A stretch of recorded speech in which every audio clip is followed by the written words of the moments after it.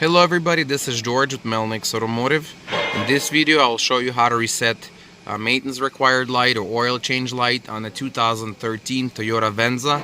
This is with the push button start. So what you want to do, go ahead and turn ignition on without starting the car. Just like this. There's a knob right here on your cluster. Make sure you change it to trip A. As you can see, this is trip A. If you hit it again, it goes to trip B. And if you hit it again, it goes back to odometer. So leave it on trip A, just like this, okay? Then you're going to turn ignition off.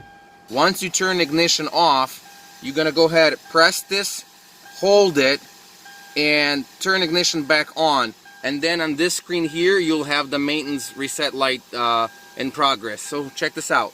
So I'm pressing and holding this. I'm turning ignition on.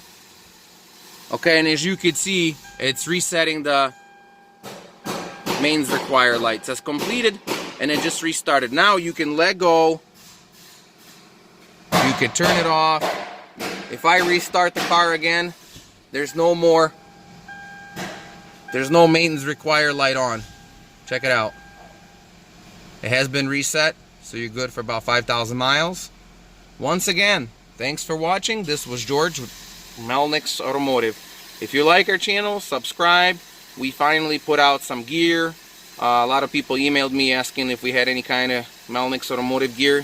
So finally took time and I designed some stuff that's available. Otherwise, thanks for watching. Have a great day.